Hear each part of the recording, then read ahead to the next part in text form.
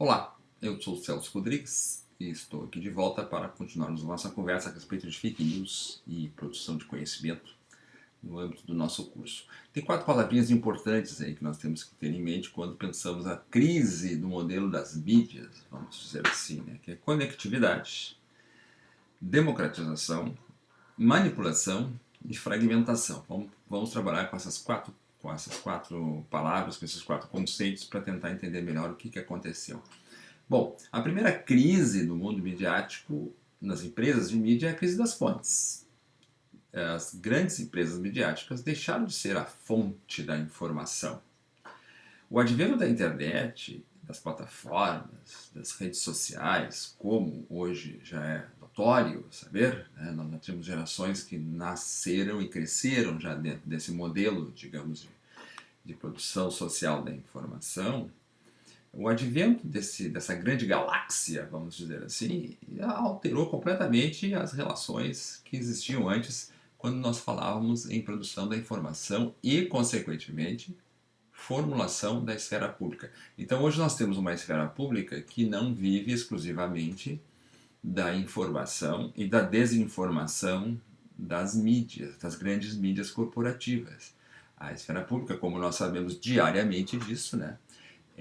Vive, se nutre, mente e desmente, conflita o tempo todo com notícias de toda ordem, de toda sorte, de toda veracidade ou não. Então, o modelo de negócios, aquele que foi descrito no vídeo anterior, ele então começa a entrar em colapso e numa crise econômica, que é o que afeta hoje os grandes grupos, as grandes empresas do setor.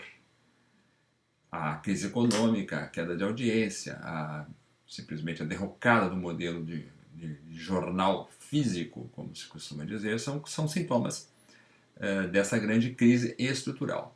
Agora, ao mesmo tempo que se estabelece então a crise das fontes, nós temos hoje muitas fontes falando, dizendo coisas, dando opiniões, formulando argumentos, etc. Existe uma outra mudança também, que é parente dessa, que é uma redefinição do próprio público.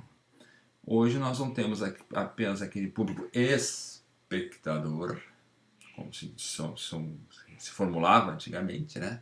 Ele não é mais um espectador paciente que aguarda, mas ele também é um produtor, porque ele, além de consumir, ele produz, comenta, recebe, opina e, inclusive, gera algum tipo de informação, opinião.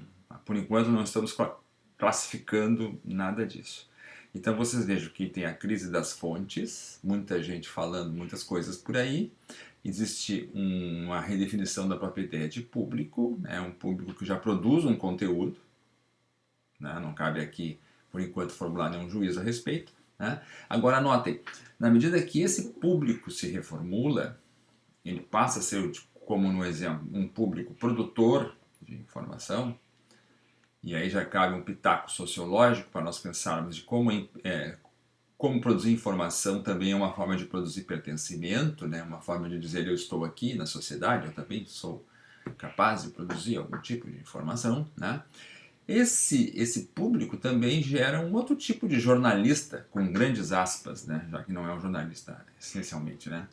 Que é o jornalista ativista, o jornalista militante ativista, podemos chamar assim. E o jornalista militante ativista é um dos fundamentos, é um dos elementos formadores das bolhas. Fenômeno clássico da nossa sociedade pós-moderna e que não é culpa da internet, porque bolhas, grupos, agenciamentos de interesses, isso sempre pertenceu à sociedade. Se nós olharmos as heresias medievais, por exemplo, é muito interessante com a quantidade de heresias que existia na Idade Média, todos contra a Igreja Católica, sim, senão não seriam heresias, mas grupos variados, diferentes, conflitavam entre si. Então a ideia da bolha não é nova nos grupos sociais, mas a internet, o que ela faz? Ela gerou um combustível muito grande para a formulação dessas bolhas, ao mesmo tempo também que criou meios, forneceu os meios tecnológicos para que as bolhas fossem geradas. Nós temos a mania sempre de dar uma autonomia para a tecnologia e dizer que ela é responsável. Não, a tecnologia não é responsável pelas bolhas, mas as tecnologias informáticas, digitais, elas criam os meios pelos quais existe a possibilidade, então, de constituir grupos fechados, autorreferentes, com informação filtrada, que vão o tempo todo produzir mais do mesmo, mais do mesmo, mais do mesmo, e que, infelizmente, como já falamos em outras oportunidades, se aliam, se unificam, se consolidam a partir principalmente do ódio. Porque essas bolhas, como nós já falamos, mas é importante reforçar, são bolhas que criam uma identidade. Infelizmente, na nossa sociedade, a identidade é colada pelo idioma da exclusão, pela lógica de excluir o outro. Do discurso da exclusão se extrai a ideia de união. Nós estamos unidos porque nós somos contra. Nós somos unidos porque nós odiamos. Né? E essa lógica da produção do inimigo também não é uma novidade. Né? Então vejam, pegando aqueles 4 conceitos que nós falamos.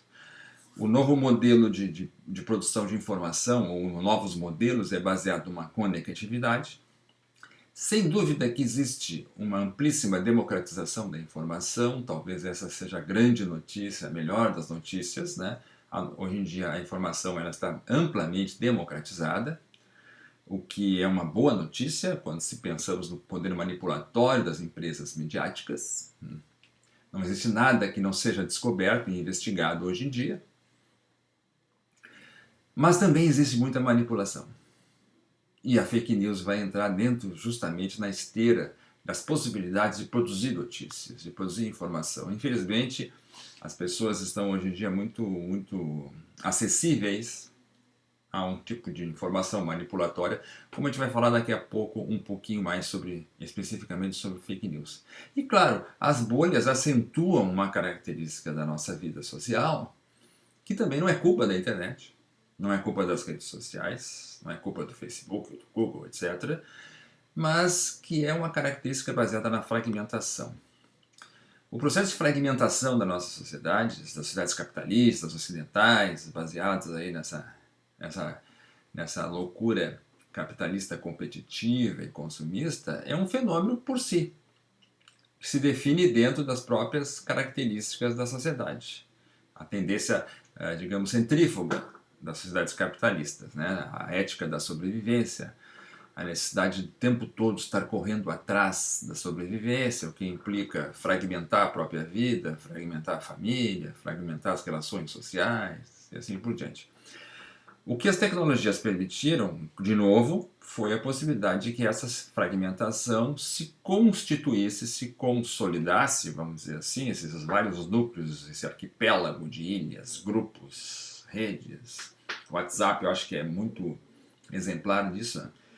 O que essas tecnologias, enfim, propiciaram foi justamente a possibilidade de que essa fragmentação se consolidasse nessas formas, digamos, de bolha, implodindo a nossa esfera pública, ou implodindo talvez seja muito forte, ou no mínimo comprometendo ela seriamente.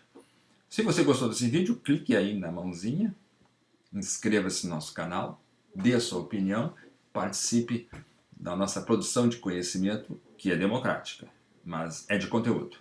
Então até o próximo vídeo. Um abraço!